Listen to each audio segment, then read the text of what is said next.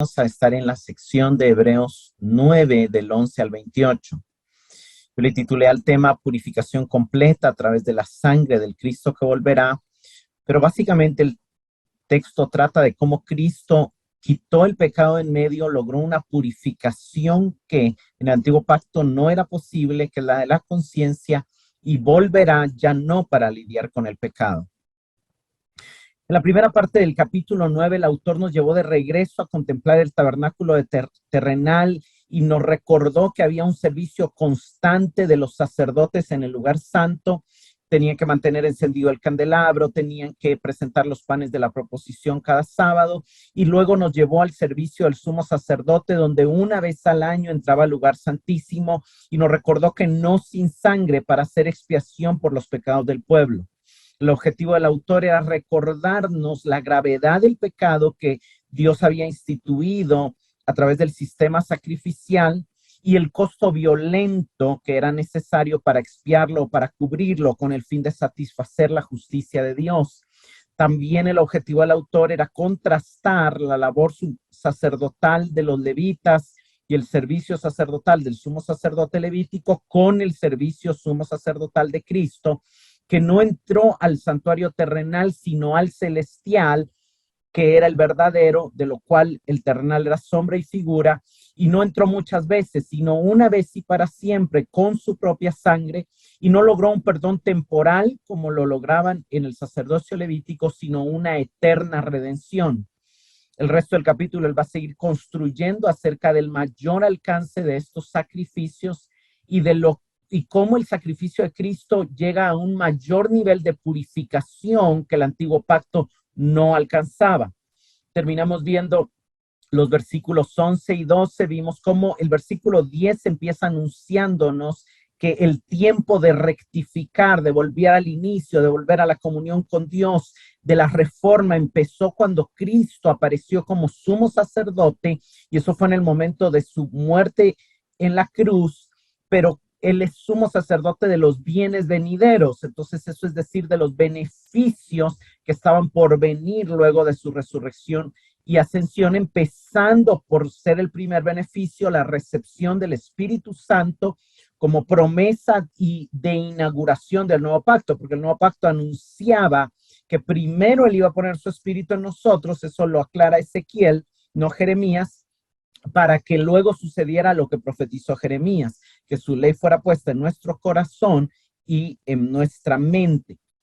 Entonces ahí empezaron a venir esos bienes celestiales o venideros y empezaron a darse el cumplimiento de las promesas del mejor pacto. Vimos como el verso 12 declara que Cristo entró al lugar santísimo real, que es la misma presencia de Dios, y ahí obtuvo una redención sin límites, eterna para nosotros. Verso 13. Porque si la sangre de los toros y de los machos cabríos y la ceniza de la becerra rociadas a los inmundos santifican para purificación de la carne, vemos cómo este porque es un porque explicativo. Él acaba de hacer esa relación entre lo que lograba el antiguo pacto y entre lo que logra Cristo. El antiguo pacto solo cubría los pecados, tenía que darse muchas veces. Cristo obtuvo eterna redención, pero él va a ampliar más profundamente en lo que logra Cristo. Y nos recuerda lo que lograba la sangre de los toros y de los machos cabríos. Lo primero que debemos de entender es que había la suciedad o la impureza en el antiguo pacto. Se daba por dos razones. Se daba por un pecado involuntario, que era el que era limpiado una vez al año por la sangre de los machos cabríos en el día de la expiación, relatado en Levítico 16, que lo hemos visto en clases anteriores. Y el otro tipo de impureza ritual era cuando alguien tocaba un muerto, un cadáver, un hueso, un sepulcro, y esa impureza era purificada por agua mezclada con las cenizas de una becerra sacrificada en holocausto y aplicada con hisopo sobre la persona. Esto está en Números 19:9 y en Números 19 del 17 al 20. Si la persona, en cuanto a Levítico 16, si la persona ejercía un pecado voluntario, no involuntario, el castigo era la muerte. Y de la misma manera, si la persona que tocaba a un muerto no recibía el rito de la purificación o que había tenido lepra, no recibía el rito de la purificación, también debía morir. ¿Por qué? Porque no podía contaminar el santuario del Señor. Números 19:20 nos dice, si el hombre que sea inmundo no se purifica de su inmundicia, esa persona será cortada en medio de la asamblea porque ha contaminado el santuario del Señor. Otra de las cosas que vemos es que estos rituales, nos dice el escritor de los Hebreos, solo santifican la carne y lograban exteriormente que el pueblo estuviera limpio y que pudiera seguir vivo. La purificación de la carne les permitía seguir viviendo dentro del campamento y si no recibían esa purificación de la carne moría, pero su conciencia no era purificada. Estos ritos estaban establecidos para hacer sombra de lo que Cristo haría. Verso 14. Ahí tenemos que recordar el verso 13. Si la sangre de los animales limpia para purificación de la carne, verso 14, cuánto más la sangre de Cristo, el cual mediante el Espíritu Eterno se ofreció a sí mismo sin mancha a Dios, limpiará vuestras conciencias de obras muertas para que sirváis al Dios vivo. Hermanos, y este es uno de los temas más importantes de este capítulo que vamos a empezar a explicar hoy, pero que también lo vamos a seguir explicando porque en Hebreos 10 lo vuelve a tocar y vamos a tocar otras de las implicaciones de lo que es la limpieza o la purificación de la conciencia. Pero lo primero que el autor nos dice es que Cristo se ofreció a sí mismo mediante el Espíritu Eterno, y lo que él nos está diciendo es que fue el Espíritu Santo el que lo empoderó y lo fortaleció para entregarse a sí mismo. Por eso la obra de nuestra salvación es una obra trinitaria. El Padre dio al Hijo, el Hijo se dio a sí mismo y el Espíritu Santo fortaleció a Jesús para que se entregara a sí mismo. Sin la ayuda, sin la unción del Espíritu Santo, él no hubiera tenido la fortaleza para entregarse a sí mismo. De hecho, en Isaías 42:1 se profetiza y dice, aquí mi siervo, yo lo sostendré porque he puesto mi espíritu sobre él. Fue a través del Espíritu que Cristo tuvo las fuerzas para poder cumplir la voluntad del Padre. Dios lo sostuvo, pero a través del Espíritu Santo. Pero lo interesante es que después de que él se entregó a sí mismo, entonces viene el autor y nos dice que la relación de Dios no puede ser perfecta hasta que la conciencia no sea perfectamente limpia de la contaminación del pecado. Es decir, hasta que la conciencia, hasta que uno no sea consciente de verse limpio, no puede acercarse a Dios. Entonces, el autor viene y dice que la sangre de Cristo tiene un efecto mayor que la sangre de los animales, porque la sangre de los animales solo limpia externamente y solo alarga la vida, pero la sangre de Cristo tiene un efecto interno que limpia nuestra conciencia de obras muertas para que podamos servir, obviamente, como sacerdotes al Dios vivo. No se puede servir al Dios vivo sin una conciencia limpia de una manera correcta. La conciencia es el punto donde la persona es confrontada con la santidad de Dios y la conciencia debe ser limpiada para poder servir o adorar a Dios efectivamente como sacerdote del santuario. Aquí la sangre de animales está purificando externamente, pero la sangre de Cristo está purificando internamente. Y aquí quiero que vayamos a algunos pasajes que nos ejemplifican cómo como cristianos debemos de vivir o podemos vivir con una conciencia limpia o a qué se refiere la conciencia purificada. Vayamos a Hechos 15 del 8 al 9. Y Dios, que conoce los corazones, les dio testimonio, dándoles el Espíritu Santo lo mismo que a nosotros. Y ninguna diferencia hizo entre nosotros y ellos, purificando por la fe sus corazones. Cuando el Espíritu Santo descendió en Pentecostés y más adelante cuando descendió en la casa de Cornelio, el apóstol Pedro leyó esta experiencia como que Dios había purificado los corazones de aquellos que habían recibido el Espíritu Santo. El Espíritu Santo viene y para preparar su morada, vivifica el Espíritu, pone un nuevo corazón para morar en él y ese nuevo corazón es un corazón puro, es esa transformación del corazón de piedra al corazón de carne, es esa transformación de un corazón sucio a un corazón limpio. Hay una purificación que se da en el centro, en la esencia de la realidad humana, que el apóstol está leyendo como purificar por la fe sus corazones. Vayamos a Hechos 23:1. Entonces Pablo, mirando fijamente al concilio, dijo: varones hermanos, yo con toda buena conciencia he vivido delante de Dios hasta el día de hoy. Hay algo muy interesante. Pablo había sido perseguidor de cristianos. Pablo había perseguido y asesinado creyentes. Pablo había tomado parte en la muerte de Esteban.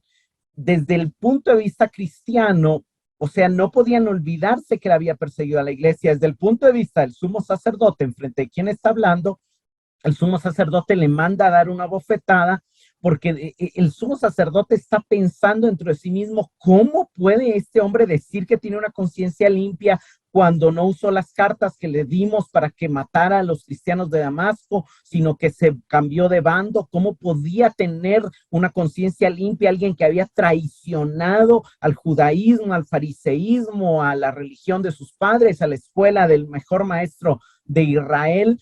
Entonces, no parece ser lógico que Pablo esté diciendo que ha vivido delante de Dios con una conciencia perfectamente limpia. ¿Cómo Pablo puede decir eso? ¿Ya se le olvidó a Pablo lo pecador que era? De ninguna manera. Él más adelante va a escribir que Cristo vino a morir por los pecadores, de lo cual él fue el primero, él fue el mayor, él fue el más grande. Él se miraba a sí mismo como aquel que había sido el mayor de los pecadores, pero también entendía el tema de la nueva vida. Para él había empezado a vivir en el momento en que Cristo se le había aparecido, y a partir de ese momento él había vivido delante de Dios, ya no delante de los hombres, ya no en religión, ya no en muerte, ya su verdadera vida era la vida espiritual, y esa vida la había vivido con una conciencia perfectamente limpia. ¿Por qué una conciencia perfectamente limpia?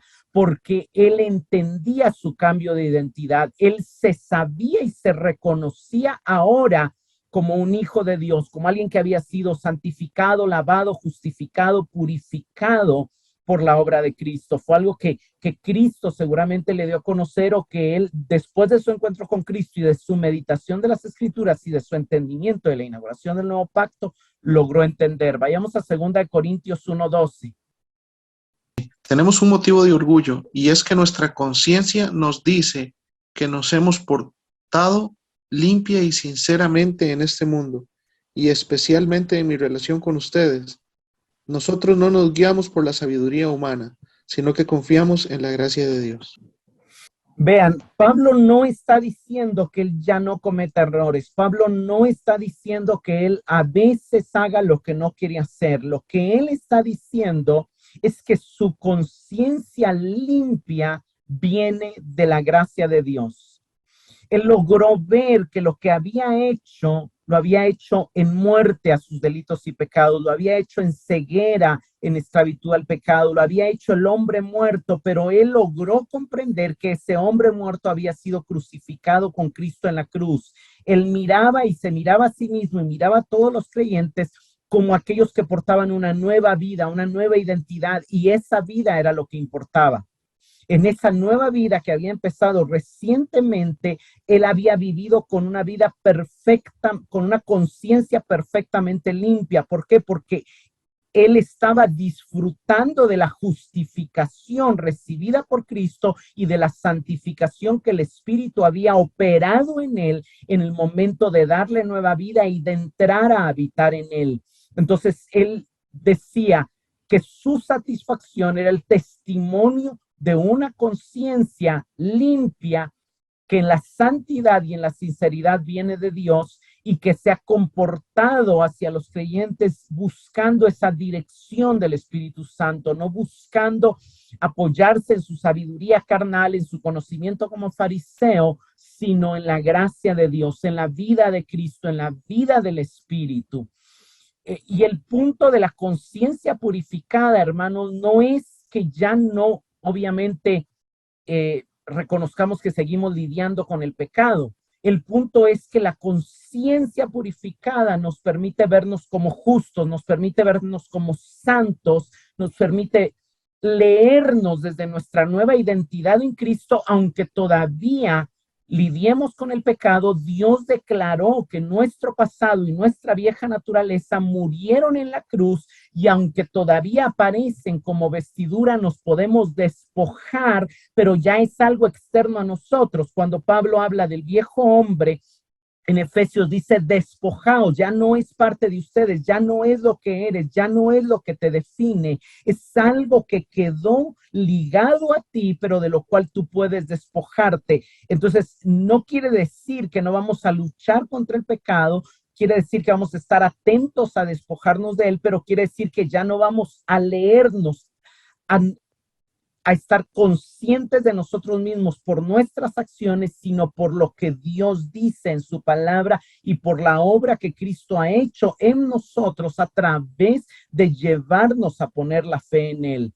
Dios empieza a leer en nosotros la nueva vida, la vida del Espíritu, que se ama y se deleita en la ley de Dios, y entonces nosotros nos adecuamos a la lectura de Dios de nosotros. ¿Hay un viejo hombre todavía? Sí. ¿Hay una naturaleza carnal? Sí.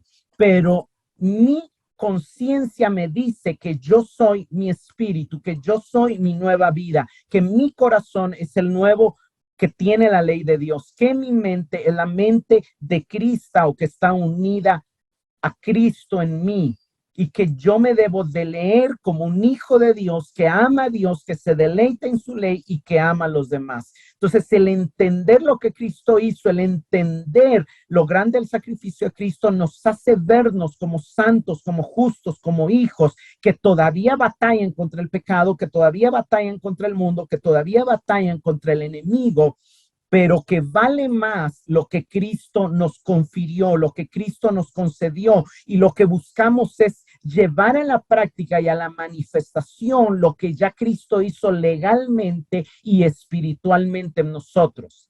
Obviamente esto no niega, vuelvo a repetir, que el autor mismo nos va a decir más adelante que necesitamos purificar nuestros corazones de mala conciencia. Eso es algo que constantemente necesitamos seguir haciendo, recordando nuestra nueva identidad, recordando nuestra obra de Cristo, despojándonos de lo que no es acorde a lo que aquello para lo cual Cristo nos salvó.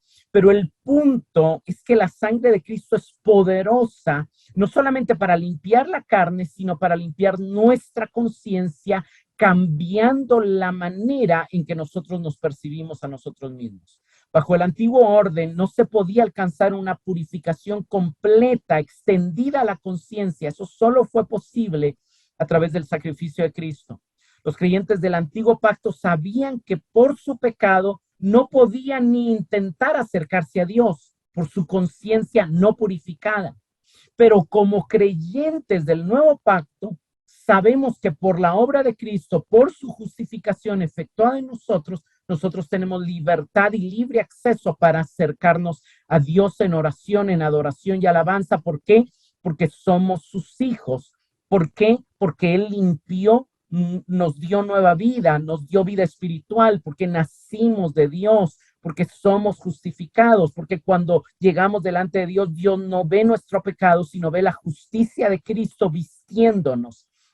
Eso es vivir con una conciencia limpia. Obviamente también implica, ¿verdad?, procurar que eso sea en la práctica lo que es una realidad en el espíritu.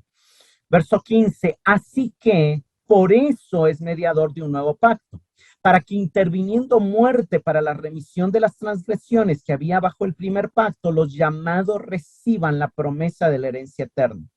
Cuando el autor dice así que por eso es, por cuanto su sangre tiene este poder para redimir, que era inalcanzable en el antiguo pacto, este poder para purificar la conciencia, por eso Dios lo estableció como mediador del nuevo pacto. ¿Por qué? Porque solo Él podía dar vida eterna, porque solo a través de Él, de hecho, los salvos del primer pacto entran al reino eterno. Vea qué interesante, porque dice, es mediador del nuevo pacto, para que interviniendo muerte para la remisión de las transgresiones que había bajo el primer pacto, los llamados reciban la promesa de la herencia eterna. Lo que él está diciendo aquí es que sin la muerte de Cristo, aún los que habían sido llamados a la salvación en el primer pacto no podían recibir la salvación, no podían entrar al cielo, no podían recibir la vida eterna. Porque la sangre de los toros y de los machos cabríos y sus actos de fe solo habían cubierto su pecado, pero no lo habían lavado. Seguían teniendo esa naturaleza pecaminosa sin haber nacido de nuevo a una naturaleza espiritual. Entonces no podían entrar al cielo porque carne y sangre no pueden heredar el reino de los cielos. Pero cuando vino Cristo, no solamente nos dio vida eterna a nosotros, sino que les dio vida eterna también a los que pecaron bajo el primer pacto. Y aunque no la recibieron en vida, la reciben en la transformación y la reciben en el momento en que Cristo baja al Seol para llevárselos al cielo. Nadie nunca había entrado al cielo antes. Fue Cristo el único que pudo dar vida eterna. Entonces fue a través de él como mediador del nuevo pacto que los llamados de ambos pactos pueden recibir la promesa de la herencia eterna, que la herencia eterna aquí tiene que ver con la vida eterna y tiene que ver con la gloria eterna. Sin su muerte, la reversión de la maldición al Edén era imposible. Sin su muerte, el acceso al árbol de la vida y por lo mismo la vida eterna era imposible. Sin su muerte, nunca la bendición hubiera alcanzado a todas las naciones de la tierra. Fue en la muerte de Jesús, en su identificación con los transgresores, donde él tomó sobre sí mismo las sanciones del primer pacto y los castigos estipulados cuando se ignoraba el primer pacto, para salvar a los llamados de ambos pactos. Esto con el fin de que recibiéramos las bendiciones prometidas de ambos pactos.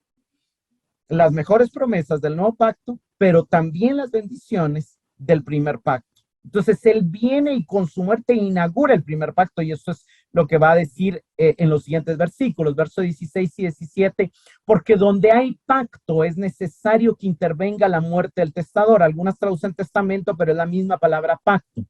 Porque el pacto con la muerte se confirma, pero no es válido entre tanto que el testador vive. Aquí el por qué está indicando que estos versos buscan explicar con más detalle lo dicho anteriormente.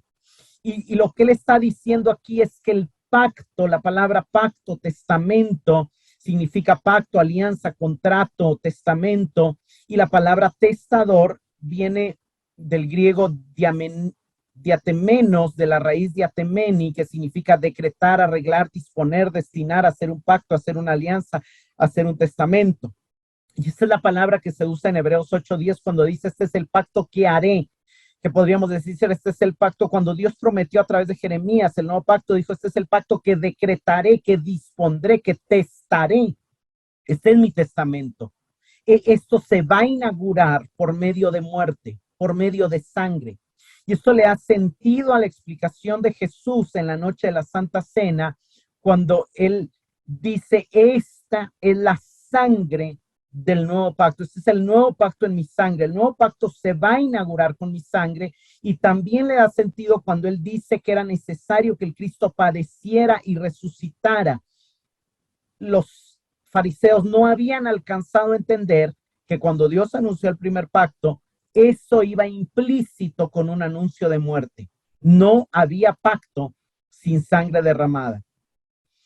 Dios estaba anunciando a través de Jeremías que el nuevo pacto sería inaugurado con sangre, porque los decretos de Dios no cambian, y él había establecido que los pactos se inauguraran con derramamiento de sangre.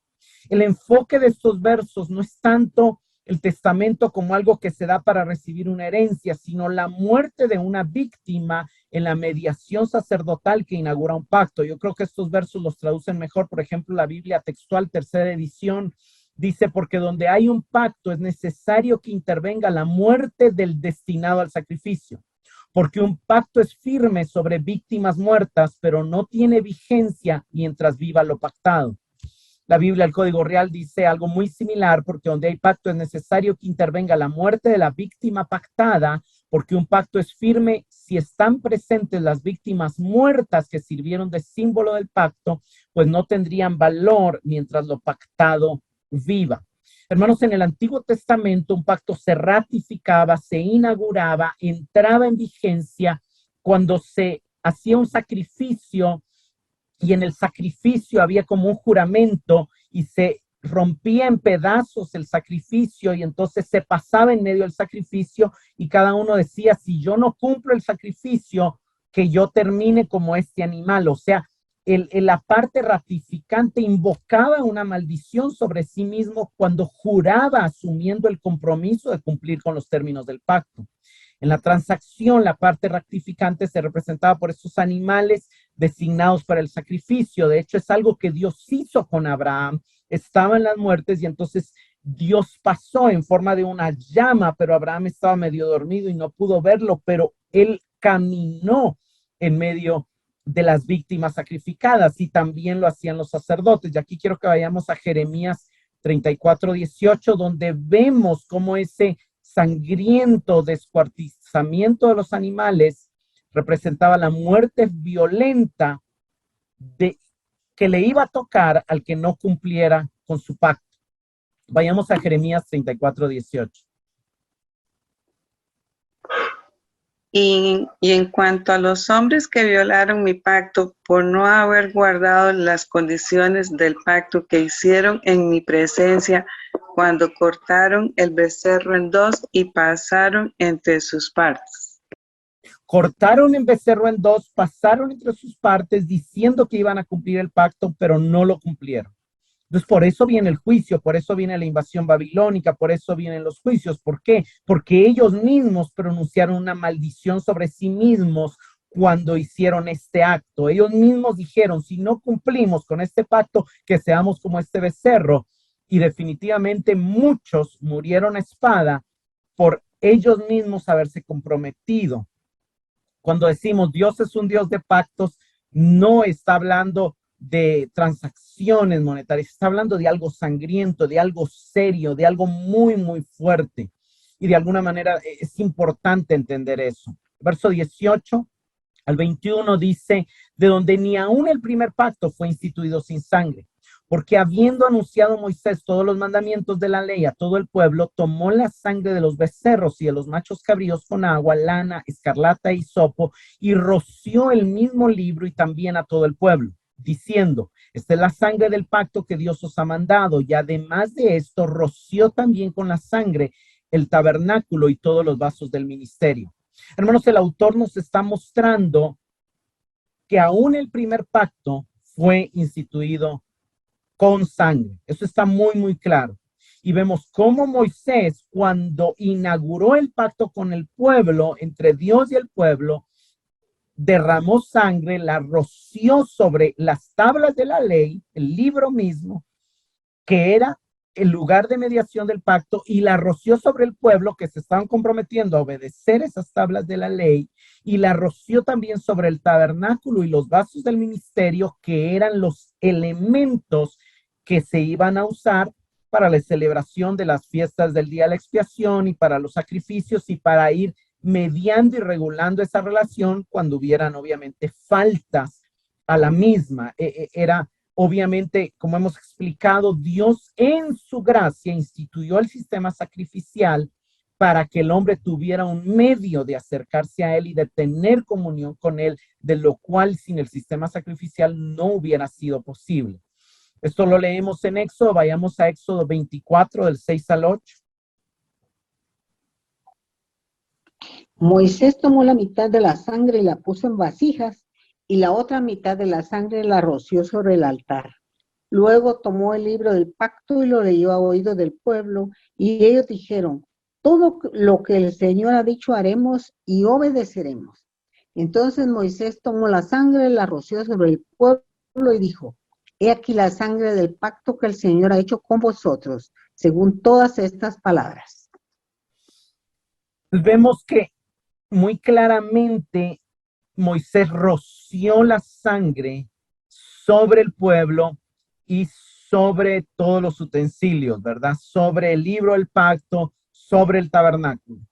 Y el principio aquí, obviamente, el autor solo nos está demostrando lo que él acaba de decir.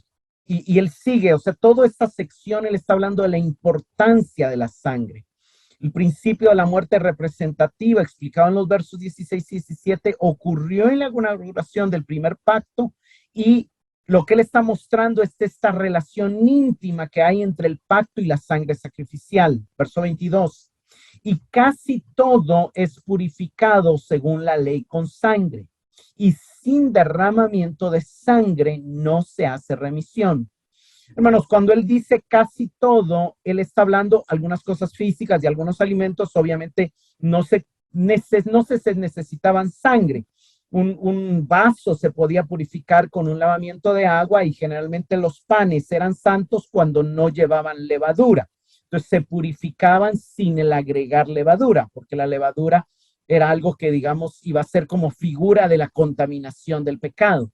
Sin embargo, en cuanto a seres vivos, en cuanto a personas que necesitan remisión, la palabra remisión es una palabra que se traduce el griego apesis, que de 17 veces que aparecen en el Nuevo Testamento, 12 veces se traducen como perdón. Las otras veces se puede traducir también como liberación o cancelación, pero digamos que está hablando del perdón. El perdón obligatoriamente necesita derramamiento de sangre, porque nosotros no somos ni pan ni somos utensilios, somos personas, y no podemos ser purificados sin derramamiento de sangre. Sin derramamiento de sangre no hay perdón de pecados. Es lo que el autor está diciendo. Para una purificación decisiva de seres humanos se necesita que sangre sea derramada. Es esencial.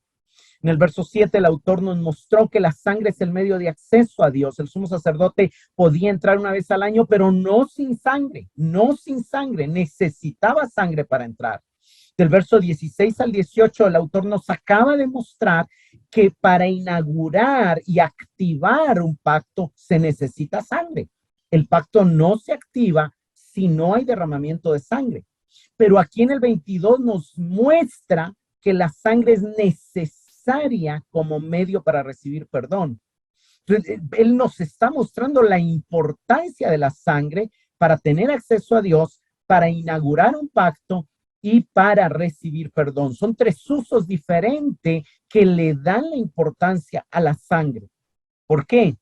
Porque el pecado es violento, es una rebelión letal contra Dios, y el costo es alto. Verso 23. Fue pues necesario que las figuras de las cosas celestiales fueran purificadas así, pero las cosas celestiales mismas con mejores sacrificios que esto. Hermanos, aquí quiero explicar algo que tal vez yo sé que no va a ser difícil de entender, pero es algo que es un concepto tal vez no muy común. Pero lo que el autor nos está diciendo es que la sangre de machos cabríos y de becerros pudo ser usada por Moisés para purificar el tabernáculo, para purificar de alguna manera ese tabernáculo terrenal, porque ese tabernáculo terrenal era copia del celestial, pero nunca la sangre de animales iba a poder purificar el tabernáculo celestial. Y ahí entra de alguna manera esta duda. El autor está diciendo que el tabernáculo celestial necesitaba ser purificado. El autor está diciendo que las cosas celestiales fueron contaminadas por el pecado. Y la respuesta es sí, precisamente eso es lo que el autor está diciendo.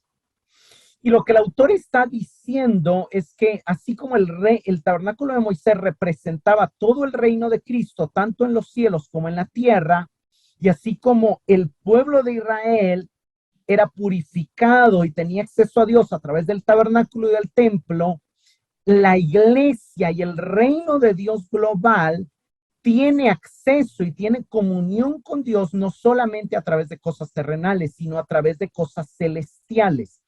Y aquí quiero entender que lo celestial, hermanos, no se refiere exclusivamente a la habitación de Dios. Es muy probable que la habitación de Dios sea un lugar obviamente santo, puro, sin mancha, el tercer cielo. Pero está el segundo y el primer cielo, y el segundo cielo fue contaminado, y en el primer cielo que habitamos nosotros, también nuestro pecado lo contaminó. El segundo cielo fue contaminado por la rebelión de Luzbel y el pecado de los ángeles, y nosotros contaminamos también el primer cielo. Entonces hay cosas celestiales en ese trayecto entre Dios y nosotros que necesitaban ser purificadas. Y vamos a ver también cómo nosotros ya tenemos acceso a Dios, ya tenemos acceso a ciertas cosas celestiales, ya tenemos acceso al mundo venidero, pero todavía en ese acceso se necesita una purificación de nuestro servicio a Dios. Aquí las cosas celestiales requirieron la purificación de la sangre de Cristo. Nada de lo que los hombres servían a Dios podía llegar totalmente a Dios si la sangre de Cristo no lo purificaba. Por eso los santos del Antiguo Testamento no pudieron entrar al cielo cuando murieron. Nosotros creemos que Enoc y Elías fueron al cielo, pero en realidad ellos no fueron al cielo, porque carne y sangre no puede heredar el reino de los cielos. Fueron trasladados a alguna otra dimensión, pero no al lugar donde Dios habita, porque no podían ir ahí. Cristo sí entró al lugar santísimo del cielo, a la misma presencia de Dios, pero con su sangre Él roció el segundo cielo y roció todo el servicio de la iglesia. ¿Qué es lo que Cristo, cuáles son las cosas celestiales que Cristo purifica con su sangre? Hermanos, dentro de las cosas celestiales en las que nosotros tenemos participación, están las oraciones. Son cosas que aunque se hacen desde esta tierra, se hacen para tener contacto con el cielo. Las oraciones, la oración del pueblo, la predicación de la palabra, el servicio de los santos, son cosas celestiales porque son cosas espirituales. Nuestra misma ciudadanía es celestial, nuestro servicio es celestial, nosotros pertenecemos, nuestra madre es la Jerusalén celestial, pertenecemos al pueblo de los cielos, habitamos en los cielos, dice Apocalipsis, alégrense los que habitan en los cielos. Cuando entramos a la presencia de Dios, estamos conectándonos con el cielo. Cuando llegamos a la congregación de los santos, estamos conectándonos con el cielo, pero no podemos conectarnos con Dios mismo sin la intervención y la mediación de la sangre de Cristo, purificando lo que nuestro corazón pecaminoso contamina.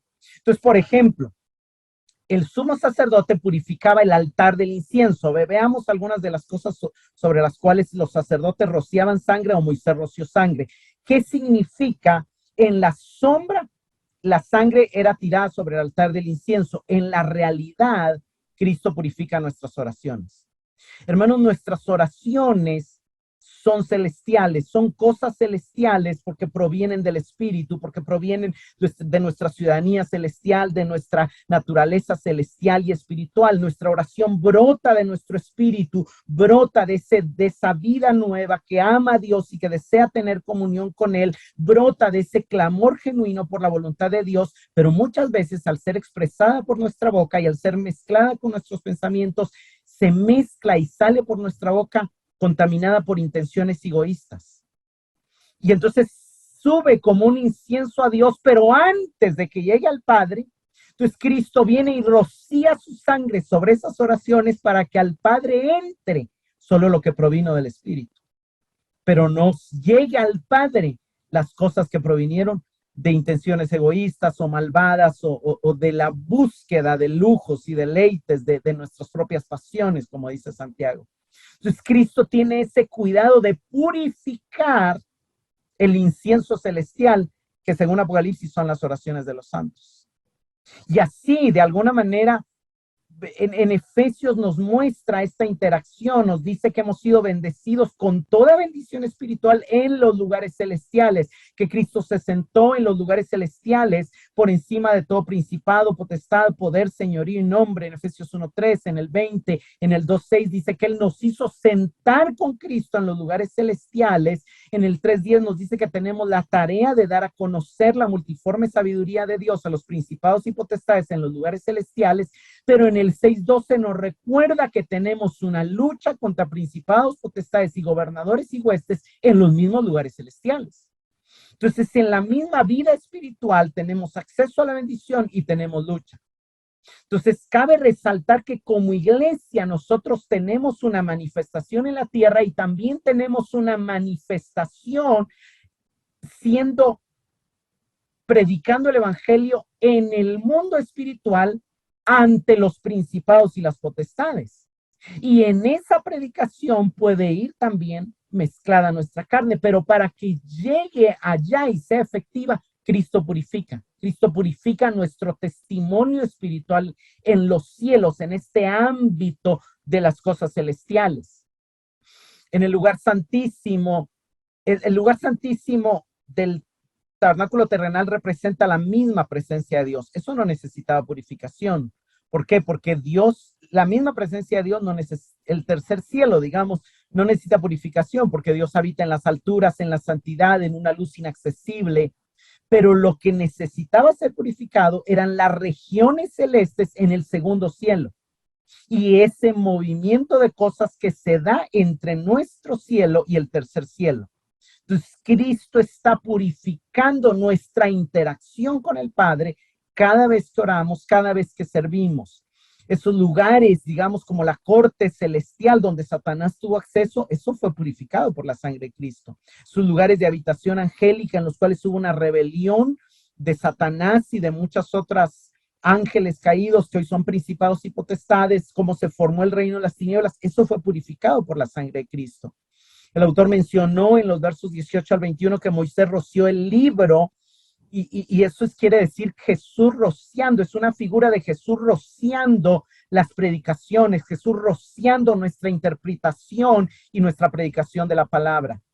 Cuando nosotros leemos la palabra, necesita que nuestro entendimiento de la misma sea rociada para que entendamos lo que Dios quiso inspirar, lo que el Espíritu Santo realmente inspiró y no lo que nuestra mente intenta entender, porque a veces nos adueñamos de un texto que habla muy bonito y rechazamos el texto que confronta nuestro pecado, o a veces un texto que fue escrito para Cristo, como pídeme y te daré por herencia a las naciones, lo queremos apropiar para nosotros, y no es para nosotros, es para el Hijo del Rey. Entonces ahí tiene que la sangre de Cristo purificar el libro, nuestra relación con la palabra, pero también Moisés roció el tabernáculo. ¿Qué es eso? Cristo purificando a su iglesia, lavándola y purificándola con su propia sangre. Roció el altar, Cristo purificando las oraciones y la adoración de su pueblo. Roció los vasos del ministerio. Y la sangre de Cristo necesita purificar el uso de nuestros dones y nuestro servicio para que llegue con agrado delante del Padre. ¿Por qué? Porque aquí en la tierra está mezclado con nuestra naturaleza pecaminosa. Y Moisés también roció al pueblo mismo, y por eso Pedro nos dice que fuimos elegidos para obedecer a Jesucristo y ser rociados con su sangre en 1 Pedro 1:2. Cristo, y eso es bello, hermanos. Cristo purificó las cosas celestiales. Verso 24. Porque no entró Cristo en el santuario hecho de manos, figura del verdadero, sino en el cielo mismo para presentarse por nosotros ante Dios. Cuando dice el cielo mismo, se refiere a la misma presencia de Dios más allá de los lugares o de las regiones celestiales. Y lo hermoso es que se presentó por nosotros. Hermanos, si Él vino a morir, si Él derramó su sangre, fue por nosotros, para salvarnos, para purificar nuestro ser, nuestras acciones, nuestro servicio, nuestras oraciones, para tramitar nuestro perdón, nuestra vida eterna, para vivir, para interceder por nosotros mientras todavía no somos glorificados. Ahora, para presentarse ahora, esa adición de la hora indica ese continuo presente. Cristo siempre está purificando nuestra interacción con el cielo, nuestra interacción con el Padre, siempre está dándonos acceso a Dios a pesar de que persiste en nosotros nuestra condición pecaminosa. Si tan solo pudiéramos ver lo glorioso que será el cielo, el pecado perdería todo su atractivo, el sufrimiento perdería peso y la queja no hallaría lugar en nosotros. Si pudiéramos comprender esto que está pasando en el cielo y cómo a pesar de nosotros, Cristo está dándonos ese acceso y purificando todo lo que no viene del Espíritu en nosotros. Verso 25 y 26, no para ofrecerse muchas veces como entra el sumo sacerdote al lugar santísimo cada año con sangre ajena. De otra manera le hubiera sido necesario padecer muchas veces desde el principio del mundo, pero ahora en la consumación de los siglos se presentó una vez y para siempre por el sacrificio de sí mismo para quitar de en medio el pecado. Hermanos, Cristo no necesitó presentarse muchas veces. Había vivido una vida tan perfecta que con una vez fue suficiente. El sacrificio de Cristo es superior que el de los animales por varias razones. Aunque los animales eran inocentes, no eran humanos y no podían representar a los humanos totalmente. Él sí era humano. Pero la razón más importante es que la muerte de los animales era una muerte pasiva e involuntaria. Pero el sacrificio de Cristo fue un sacrificio activo y voluntario. Él vivió una vida perfecta cumpliendo los requisitos de la ley con el fin de acumular una justicia obedeciendo activamente al Padre para presentarse a sí mismo. No como un héroe de guerra, sino para satisfacer la justicia de Dios. Eso hizo que su sacrificio por ser tan glorioso fuera definitivo una vez y para siempre. No murió cualquier ser humano por nosotros, murió Dios hecho hombre con una vida perfecta y con una acumulación grandiosa de santidad y de justicia. Fue el que nos representó. Ahí excluyó la necesidad de otro sacrificio y la posibilidad de repetición. Y por eso dice, para quitar de en medio el pecado. Hermanos, el momento en que Cristo muere en la cruz y él, su parte divina, sube al cielo con su sangre, su parte humana va a ir a la tumba, pero su parte divina sube al cielo y llega al lugar santísimo. En ese momento, la deuda de todo el pecado de la humanidad se paga. La maldición se revierte, la gracia se derrama y brilla en su máxima expresión y el pecado es quitado de en medio. Esto es sumamente importante entenderlo. El pecado fue quitado de en medio. Y repasando lo que la sangre de Cristo hace es nos provee acceso a Dios, nos limpia la conciencia, inaugura el primer pacto, nos consagra y nos purifica nuestro servicio y asegura nuestro perdón y elimina el pecado del medio. La implicación era que lo pecaminoso no podía entrar al lugar santísimo y ningún pecado ingresará al cielo. Aunque tenemos el recuerdo del perdón, se habrá borrado el recuerdo y el registro del pecado cuando lleguemos allá. El pecado estaba en medio separando al hombre de Dios, pero Cristo lo quita de en medio para darnos acceso a Dios. Eso es maravilloso. Verso 27 y 28, y de la manera en que está establecido para los hombres que mueran una sola vez y después de esto el juicio, así también Cristo fue ofrecido una sola vez para llevar el pecado de muchos. Y aparecerá por segunda vez sin relación con el pecado para salvar a los que le esperan. Hermanos, aquí lo que él está diciendo, algo interesante es que en el verso 28 él alude a Isaías 53:12 que dice, llevando él el pecado de muchos. Y aquí él está citando ese pasaje como Cristo cumplió esa profecía de Isaías. Pero de manera general, lo que él está diciendo es así como por regla general los hombres mueren una sola vez, así Cristo murió una sola vez, llevando sobre sí el pecado de muchos. Y vendrá por segunda vez, ya no para lidiar con el pecado, sino para salvar a los que le esperan para salvar a los que le esperan, librándonos por completo de la presencia del pecado, librándonos del dolor, librándonos de la maldad y librándonos de las aflicciones de esta vida, producto del pecado. ¿Para qué? Para introducirnos a su gloria eterna, a una vida donde el pecado ni existe, ni tiene consecuencias y por lo mismo ya no hay muerte, ni dolor, ni enfermedad, ni angustia. ¿Por qué? Porque toda la explicación de la maldad de este mundo y de la hostilidad de este mundo es el pecado del hombre, nuestro propio pecado y el pecado de los demás seres humanos. Entonces, el autor aquí está diciendo Cristo solo una vez lidió con el pecado.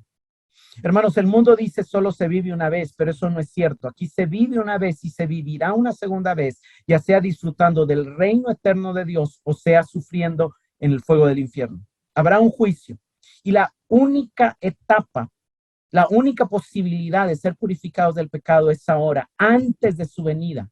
Porque luego de su venida, Él ya no vendrá a tratar con el pecado. Él vendrá para terminar de dar la herencia a los que ya han creído en Él, a los que Él ya lavó de sus pecados, a los que Él ya perdonó de sus pecados, a los que Él ya santificó y a los que solo están esperando entrar a su presencia gloriosa y plena. Vayamos a 1 Tesalonicenses 4, del 16 al 18. Porque el Señor mismo, con voz de mando, con voz de arcángel y con trompeta de Dios, descenderá del cielo, y los muertos en el Mesías resucitarán primero. Después nosotros, los que vivamos, los que hayamos quedado, seremos arrebatados simultáneamente con ellos en las nubes al encuentro con el Señor en el aire, y así estaremos siempre con el Señor. Por tanto, consolaos los unos a los otros con estas palabras.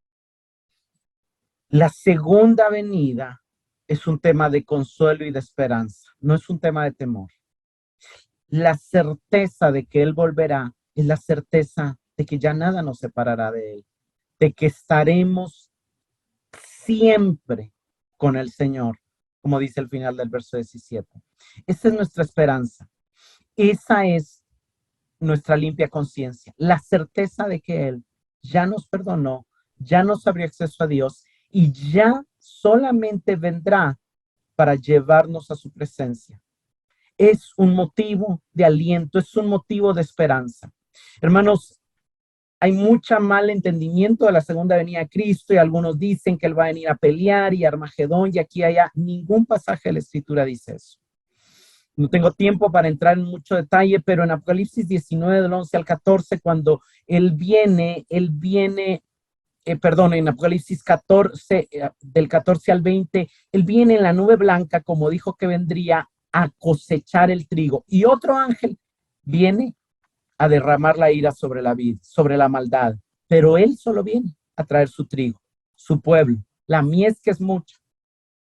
En Apocalipsis 19, 11 al 14, Él viene ya con su ropa teñida en sangre. Y esta es una alusión a Isaías 63, donde le preguntan, ¿por qué vienes con tu ropa teñida en sangre? Y Él dice, vengo de pelear sobre sus enemigos, los vencí y su sangre salpicó mis vestidos.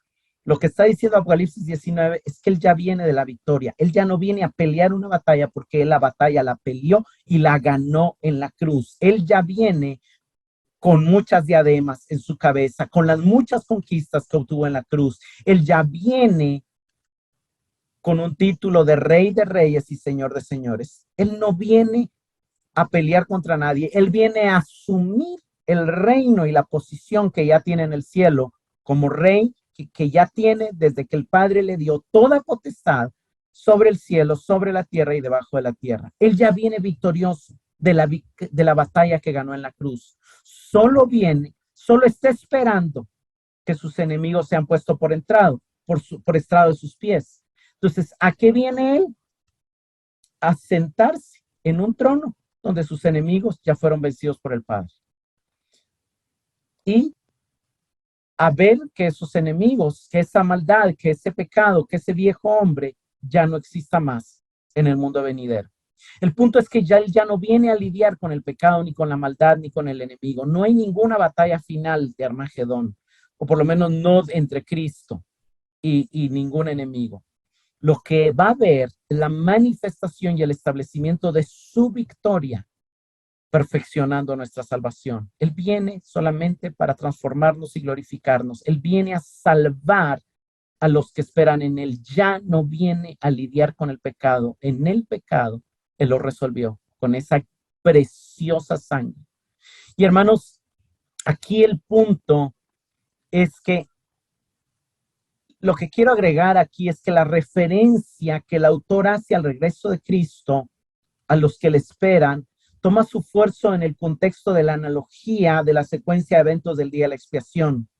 El sumo sacerdote entraba a ofrecer la sangre y el pueblo esperaba ansiosamente porque existía la posibilidad de que el sumo sacerdote muriera. Si el sumo sacerdote moría, todo el pueblo iba a morir también, porque quería decir que Dios no había aceptado la sangre y que Dios no había aceptado la súplica por perdón y que iban a pagar con el castigo de sus propios pecados, que era la muerte.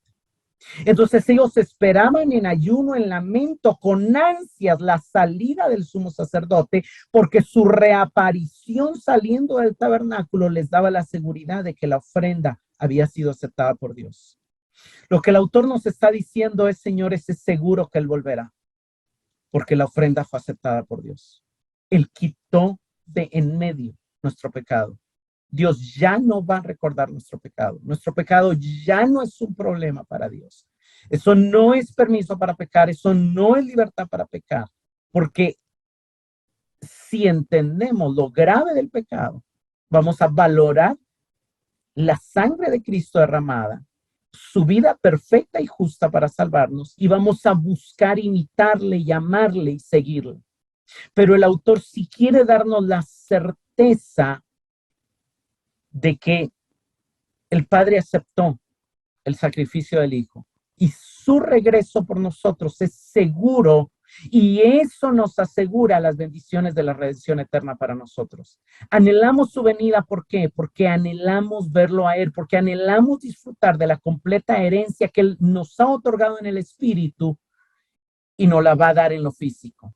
Y por eso podemos perseverar en la fe y en la paciencia.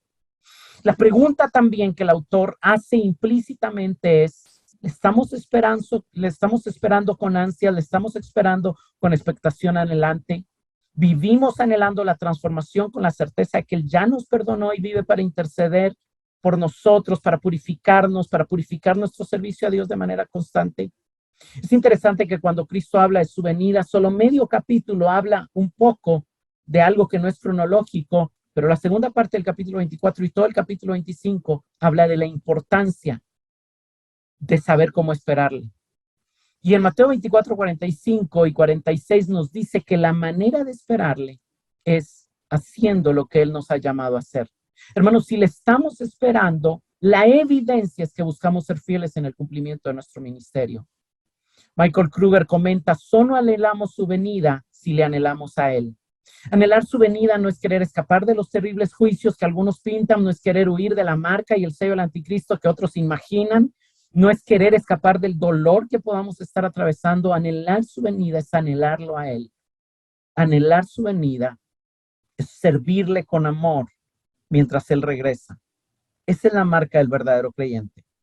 Como preguntas de reflexión, ¿estás consciente que el milagro más grande que Dios ha hecho en nosotros fue darnos nueva vida en el Espíritu y purificar nuestro corazón al darnos nueva naturaleza, nueva identidad y nueva posición en Cristo?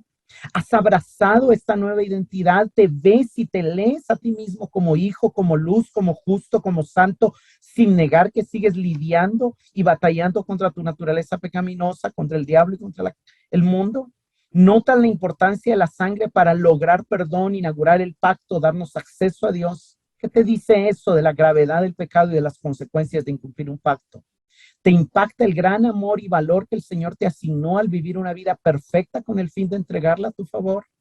¿Notas que Él ya soluciona el problema del pecado y vendrá por segunda vez para salvarte ya no del pecado, sino de las consecuencias del pecado que todavía nos rodean y de la influencia del gobierno del príncipe de este mundo? ¿Qué tanto anhelas tu venida? ¿Y cómo el anhelar su venida afecta tu vida presente? Señor, te damos gracias por la purificación de nuestra conciencia que es posible solamente por tu sangre y que se traduce en ese cambio de identidad que cambia la manera en que somos conscientes de nosotros mismos y de nuestra relación contigo. Te damos gracias porque ya lidiaste con el pecado y vendrás solamente para transformarnos, para glorificarnos y para vestir lo mortal con inmortalidad y lo corruptible con incorrupción. Gracias por asegurarnos que tu sacrificio fue acepto y que nuestra herencia eterna está segura. En el nombre de Cristo. Amén.